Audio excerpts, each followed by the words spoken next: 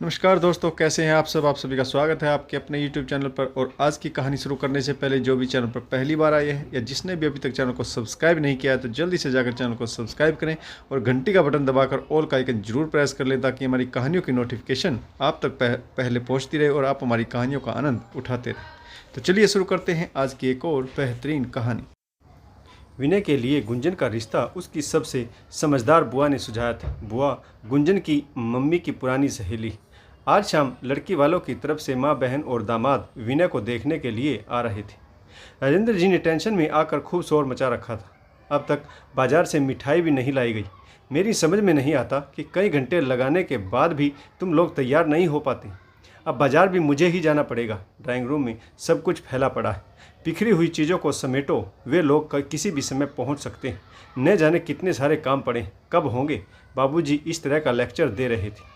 उनका यह लेक्चर अपने बड़े बेटे राजीव, बहू नीता और विनय के लिए चल रहा था। उनके बाजार चले जाने के बाद सचमुच घर में बहुत शांति महसूस हो रही थी। बड़े बेटे राजीव की शादी के बाद ही राजेंद्र जी की पत्नी का स्वर्गवास हो गया था। जीवन संगनी के अभाव में राजेंद्र जी का स्वभाव बहुत चिड़चिड़ा और गुस्सैल होता जा रहा था। उनकी कड़वी और तीखी बातें सुनकर बड़ी बहू नीता आए दिन मुंह सुझा लेती थी।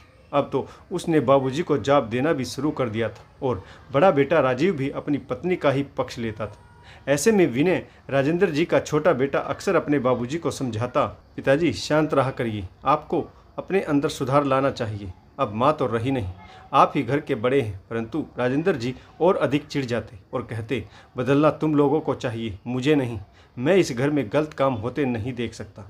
बाबूजी बाजार से लौटे तो मेहमान आ चुके थे। गुंजन यानी लड़की की मम्मी के साथ उसके भैया, भाभी और बड़ी बहन, दामाद आए थे। बाबूजी ने सबका अभिवादन स्वीकार किया और फिर सामान रखने रसोई घर की भीतर जाने लगे तो गुंजन की माँ ने हैरानी भरी आवाज़ में पूछा, अरे आप राजेंद्र हो ना? एसडी कॉलेज में पढ़ाते थे। राजेंद्र जी मुड़कर आश्चर्यचकित होते हुए बोले, जी, लेकिन मैंने आपको पहचाना नहीं। गुंजन की माँ बोली, तुम मुझे कैसे पहचान पाओगे?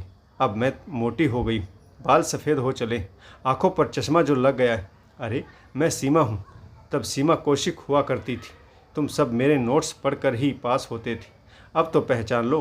गुंजन की माँ सीमा जी ने हंसते हुए बाबूजी की यादों को कुरेदा तो दिमाग पर जोर डालते हुए बाबूजी बोले, हाँ अब याद आ गया। और अपने हाथ में पकड़ा हुआ सामान राजीव को देने के बाद गुंजन की मम्मी के सामने बैठ गई। इतनी ज़्यादा भी नहीं बदली हो तुम। तुम्हारी आवाज़ तो बिल्कुल वही है, परंतु मैं तो बिल्कुल बदल गया हूँ।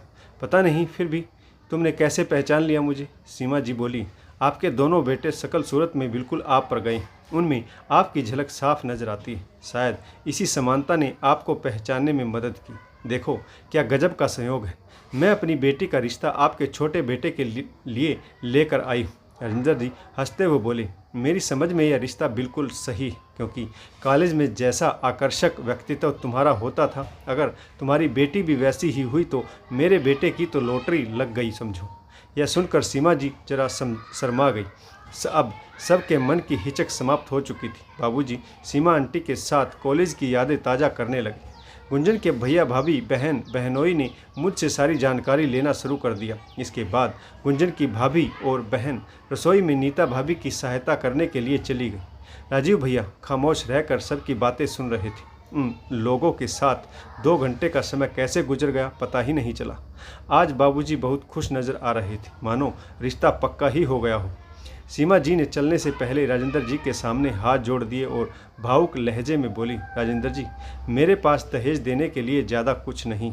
गुंजन के पिताजी के बीमा व फंड के पैसे से मैंने बड़ी बेटी की शादी की और अब छोटी के लिए भी अपनी तरफ से अच्छा ही करूंगी। परंतु अगर आपकी कोई खास मांग हो तो अभी बता दीजिए। राजेंद्र जी बीच में ही उन्हें टोकते हुए बोले, ऐसा मत कहो सीमा। मेरे बेटे को गुंजन पसंद आ जाए और मुझे विश्वास है कि तुम्हारी बेटी इसे ज़रूर अच्छी लगेगी तो मेरी तरफ से रिश्ता पक्का समझना। दहेज में मुझे 1 पैसा नहीं चाहिए। तुम इस बात की टेंशन बिल्कुल मत लो। सीमा जी बोली, राजेंद्र जी किन शब्दों में आपका धन्यवाद करूं। आजकल इंजीनियर लड़के मोटी रकम दहेज के रूप में मांगते हैं। मेरी बेटी के तो भाग्य खुल गई। राजेंद्र जी बोले, आप तो बस तैयारी कीजिए, अगले संडे हम आपके घर आ रहे हैं आपकी बेटी को देखने। राजेंद्र जी के चेहरे पर खुशी का भाव साफ झलक रहे थे।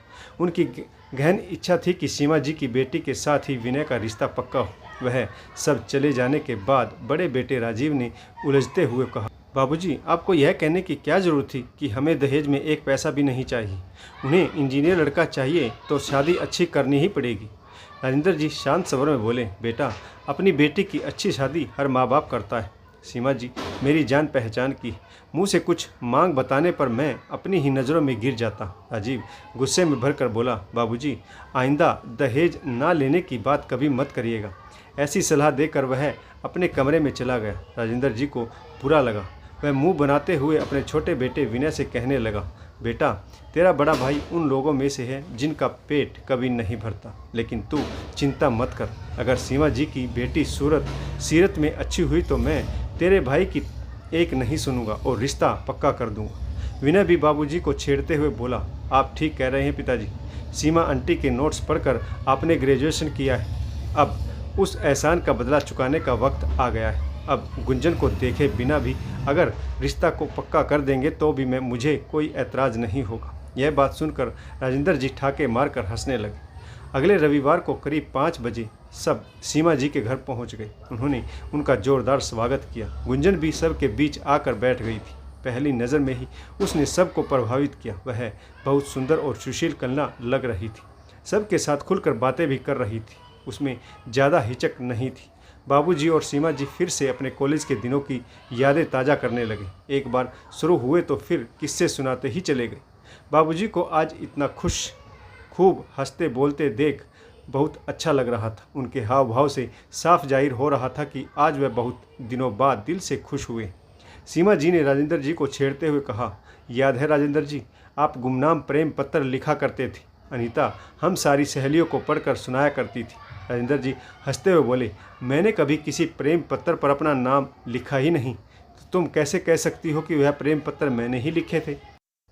यह सुनकर पूरा हॉल हंसी से गूंजने लगा। बाबूजी ने अपनी पोल स्वयं ही खोल दी थी। फिर वे थोड़ा शर्मा गए। हम सब की हंसी बंद ही नहीं हो रही थी। चाय नाश्ते के बाद गुंजन और विनय को बात करने के लिए पास के पार्क में भेज दिया गया। पार्क में पहुंचते ही गुंजन ने साफ शब्दों में कहा, मेरी बात का बुरा ना मानना, मैं अभी आपसे शादी नहीं कर सकती। विनय बोला, अभी से तुम्हारा क्या मतलब? गुंजन बोली, मुझे पहले MBA करना है। विनय कुछ सोचते हुए बोला, ठीक है, मैं तुम्हें 2 वर्ष का समय देता हूँ। तुम अपनी MBA पूरी कर लो, तब तक मैं प्रतीक्षा कर सकता हूँ। रिश्ता पक्का हो गया। इस 2 वर्ष के अंतराल में सीमा जी और राजेंद्र जी के बीच पुरानी दोस्ती फिर से गहरी हो गई। बुढ़ापे में दोनों को दोस्त के रूप में सुख दुख का साथी मिल गया था। 2 वर्ष बाद गुंजन और विनय की शादी धूमधाम से हुई। सीमा जी बेटी के लिए ऐसा वर पाकर फूली नहीं समा रही थी। तो दोस्तों, इस कहानी से आपको क्या सीख मिली, कमेंट्स करके अपने विचार जरूर दीजिएगा। आशा करता हूँ कहानी आपको अवश्य पसंद आई होगी। अगर आपको हमारी कहानी पसंद आए तो लाइक, शेयर और कमेंट्स जरूर कीजिएगा, ताकि हमारा भी हौसला बढ़ता रहे और हम आपके लिए नई नई कहानियाँ लेकर आते रहें। तो कहानी पढ़ने के लिए आप सभी का बहुत बहुत धन्यवाद। जय हिंद, वंदे मातरम, भारत माता की जय। जय जवान और जय किसान।